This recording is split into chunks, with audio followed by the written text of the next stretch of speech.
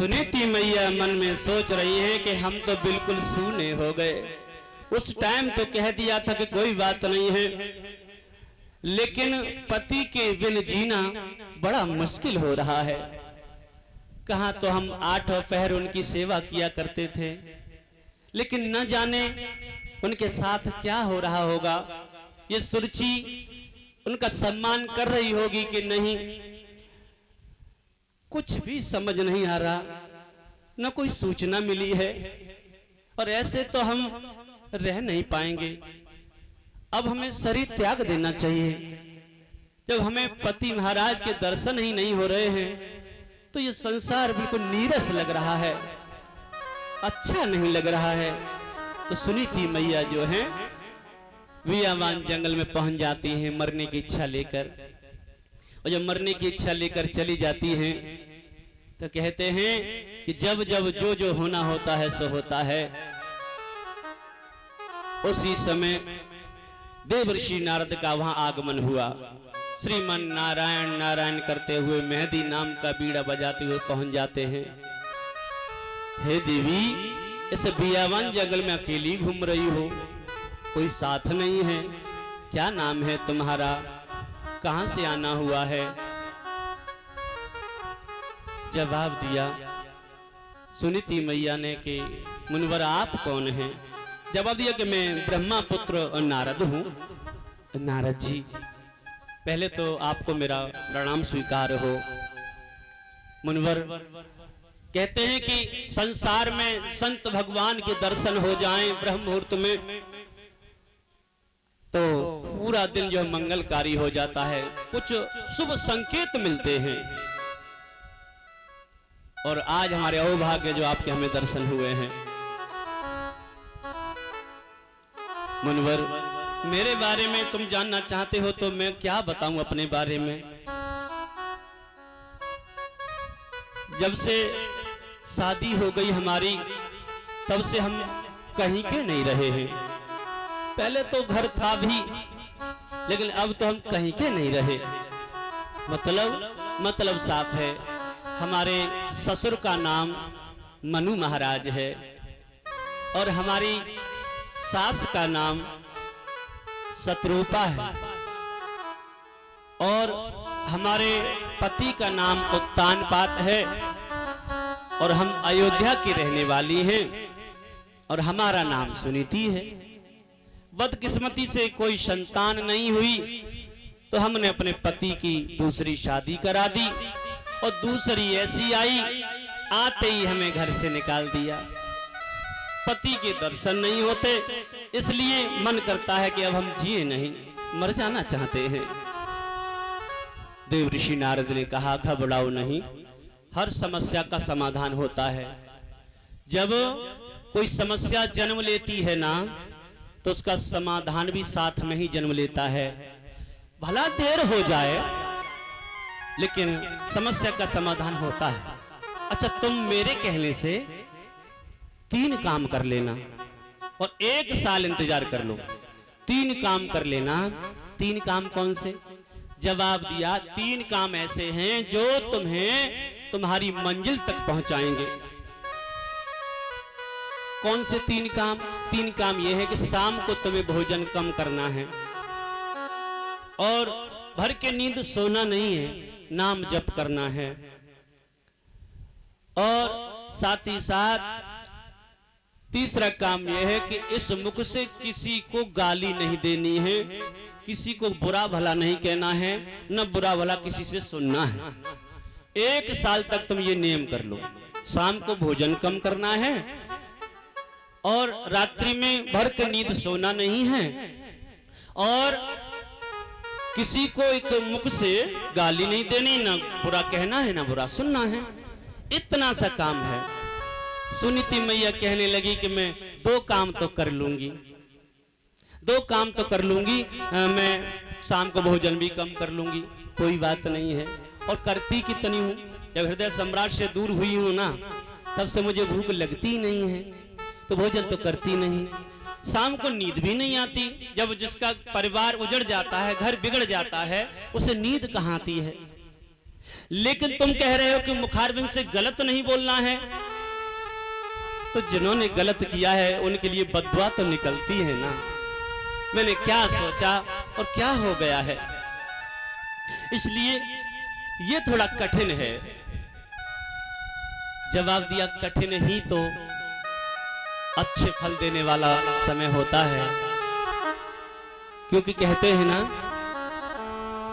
कि सत्य की राह इतनी सरल हो तो सभी सत्य पर जाएं, नरक कुंड खाली रहे तो कीड़े किस को खाएं। अगर सत्य की राह इतनी सरल होती तो सब लोग सत्य के मार्ग पर चलते हैं, नरक कुंड बिल्कुल खाली रहता, कीड़े किसको खाते। इसलिए सत्य की राह बड़ी कठिन बनाई है, बड़ी जटिल समस्याओं से भरी हुई, इसमें कोई कोई पार कर पाता है। इसलिए तुम्हें ये नियम कर लेने हैं और देखना 1 साल के अंदर तुम्हारी मनोकामनाएं पूर्ण हो जाएंगी। देखना। सुनीति मैया कहने लगी, मुनिवर 6-7 महीने हो गए, पति महाराज का चेहरा नहीं देखा है, फिर हमारी मनोकामना कैसे पूरी होंगी, क्योंकि हमारी इच्छा है कि हमारी कोई संतान हो। तो देवऋषि नारद ने कहा, चिंता न करो, तुम्हारे उधर से ऐसी संतान होगी जो पूरे संसार में नाम होगा, तुम्हारी ओ कोख जो है उज्जवल हो जाएगी, नाम होगा तुम्हारा। जाओ विश्वास करो, क्योंकि भगवान अपने लिए कहते हैं कि मोर वचन चाहे पड़ जाए फीका और संत वचन पत्थर की लीका। मेरे वचन कभी मिथ्या नहीं जाते, भरोसा करो। सुनीति मैया ने कहा यदि फिर बात ना बनी तो देवऋषि नारद ने कहा यदि बात ना बने तो फिर आ जाइयो, ये कूप है यहाँ गिरी की मर जाइयो, 1 साल तो इंतजार करो, फिर मन की कर लेना, विश्वास तो करो, विश्वास नहीं तो कुछ भी नहीं है। सुनीति मैया ने कहा कोई बात नहीं, विश्वास कर लेते हैं, और इसके अलावा कोई चारा भी नहीं है, देखते हैं भगवान क्या लीला रचते हैं। उसी समय सुनीति मैया कुटिया में पहुंच जाती हैं और आस लेकर बैठ गई हैं, ना किसी से बुरा कहती हैं ना किसी से बुरा सुनती हैं। और शाम को भोजन तो वैसे भी कम किया करती थी, बेचारी भूख ही नहीं लगती थी उन्हें, और भर के नींद कभी सो नहीं पाती थी चिंता में। जब चिंता आदमी को होती है तो नींदें उड़ जाती हैं, सुख में ही तो नींद आती है, दुख में नींद नहीं आती, चिंताएं नींद को उड़ा देती हैं। तो ऐसे ही बैठ जाती थी बेचारी, कभी उठ के बैठ जाए कभी लेट जाए। इसी विकलता में उन्हें 6 महीना बीत गए, फिर से 6 महीना बीते, फिर भगवान की कृपा हुई। अचानक एक बार महाराज उत्तानपाद को याद आई कि मेरी भी एक बड़ी रानी है, उसे हम भूल गए।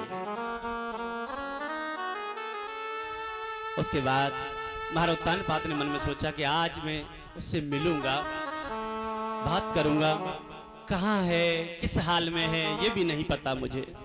प्रजा बताती है कि खेतों में काग उड़ाती है, एक झोपड़ी पड़ी है वहां रहती है, आज मैं देखूंगा। उस बेचारी ने सुख के पल नहीं जाने और सोचती थी कि मैं शादी करा लूंगी तो सुख मिलेगा। पगली नहीं जानी कि समुद्र से मीठा जल लेने की इच्छा नहीं करनी चाहिए। अरे उसके पास तो खारा पानी है। ऐसे ही दुष्ट लोग होते हैं, उनसे दया की भीख नहीं मांगनी चाहिए, उनसे ये इच्छा नहीं रखनी चाहिए हमारा ये भला करेंगे, वो बुरा ही करेंगे। बुरे लोग कभी तुम्हारा अच्छा नहीं कर सकते हैं। तो मेरे भगवत प्रेमियों, आज महाराज उत्तानपाद शिकार खेलने के बाद मन नहीं लगा है, शिकार खेलते खेलते पहुंच जाते हैं कुटिया पर। अब देखो जैसे कुटिया पर पहुंचे, आवाज लगाई है, सुनीति। रात के 11-12 बज रहे थे। सुनीति, आहा, सुनीति मैया को ऐसा लगा कि एक रोगी को दवा मिल गई हो।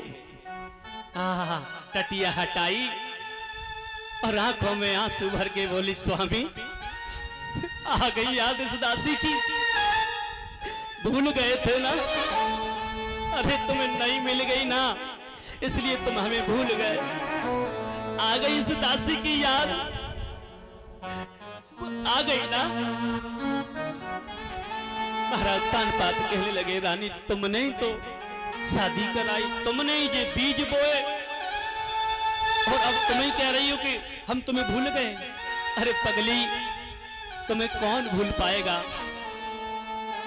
जिसकी सुलक्षण नारी हो, हर घड़ी हर पल हर मिनट साथ देती हो।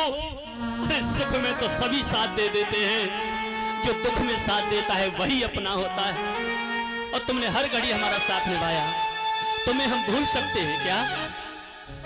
हम तो इस डर की वजह से तुमसे बात नहीं करते, तुम्हारे पास नहीं आते कि ना जाने दुष्ट सुरची तुम्हारे साथ में क्या करे, इसलिए नहीं आते थे।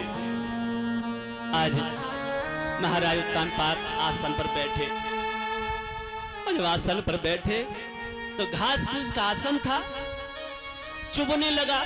जब आसन चुभने लगा है, महाराज उत्तानपाद आंखों में आंसू भर के कहने लगे, रानी कहा तो तुम मखमल के गद्दे पर लेटा करती थी, और इस घास फूस के बिछौनों पर नींद आ रही है तुम्हें। जवाब दिया, जब नींद आती है ना तो कांटों पर भी आ जाती है, कांटों पर आ जाती है। लो जल पी लो। जल पिया कि ये खारा सा लग रहा है, ये जल पीती हो तुम? जवाब दिया, स्वामी क्या करें, किस्मत में ही लिखा है, यही जल पीकर प्यास बुझा लेते हैं। फिर कहा, लो भोजन कर लो। तो वो भूसी वाली रोटी बेचारी खाती थी, तो भूसी वाली रोटी दी, लो भोजन कर लो। बाहर आयो तानपाद भोजन को देख करके थोड़ा सा किनका तोड़ा और गले में चुभने लगा। जब गले में चुभने लगा तो महाराज उत्तानपाद कहने लगे, तुम ये भोजन करती हो? जवाब दिया, हाँ। अरे ये तो बहुत चुभ रहा है, कैसे खा लेती हो? जवाब दिया, जब भूख लगती है ना तो सूखी रोटी भी अच्छी लगती है। स्वामी हमने जो किया सो किया, लेकिन तुम्हें मेरी कभी याद नहीं आई? सच बताओ, तुम्हें याद नहीं आई? हम तो तुम्हारे लिए घड़ी मिनट दिन घंटा याद ही करते रहते थे, तुम्हें हमारी याद नहीं आई? महाराज उत्तानपाद ने कहा, ऐसा नहीं है, हम तो तुम्हें हर घड़ी हर मिनट हर पल याद करते थे, लेकिन सुरची की वजह से कि सुरची तुम्हारे साथ गलत ना कर दे, इसी भय से हम न तुम्हारे पास आते न तुमसे बात करते थे। मेरे भगवत प्रेमियों, राजा और रानी ऐसे बातें करते हैं आपस में। कहा जाता है कि जैसे ही 3-4 बजे 3-4 बजे महाराज ने कहा कि रानी अब हम जा रहे हैं। सुनीति मैया ने कहा, अब कब मिलोगे, इतनी जल्दी जा रहे हो? जवाब दिया कि अब आते रहेंगे, अगर सुरची को पता चला तो न जाने क्या हो जाएगा, इसलिए हमें जाने दो। मेरे भगवत प्रेमियों, महाराज उत्तानपाद वहां से चले, और इधर महलों में सुरची को नींद नहीं आ रही है। सुरची को नींद नहीं आ रही है कि लगता है पहुंच गए होंगे वहीं, हाँ सौतन के पास गए होंगे। आज आंदो इन्हें हैं, आज आंदो बताएंगे इन्हें हम, कैसे मन में विचार हैं। और जैसे ही महाराज पहुंचे सुरची ने गेट खोला और कहा, आ गए हमारी सौतन से मिलकर आ गए हैं, मना किया था माने नहीं, आ गए। मेरे भगवत प्रेमियों, राजा ने मन में सोचा कि यदि हम दबे गए तो ये सर पे सवार हो जाएंगी, इसलिए बंदरवारी घुड़की काम कर जाए तो कर जाए। सो महाराज ने दांती मीस के कहा, अरे दुष्टनी, बार बार कैसे कह रही है कि सौतन से मिलने गए, और मैं रात भर यहीं पड़ा रहा हूं, तूने दरवाजा नहीं खोला और बहुत बोल रही है, इस तलवार से 2 टुकड़े कर दूंगा। सुरची ने देखा कि इतना तेज और इतना क्रोध महाराज को कभी नहीं आया, कभी नहीं आया। ससुर जी ने दोनों हाथ जोड़े। अच्छा हम तो ये सोच रहे कि वहां गए होगे तुम हैं सुनीति के पास। वो क्रोध ना करो, क्रोध वाली बात थोड़ी, हमने सोचा ऐसे।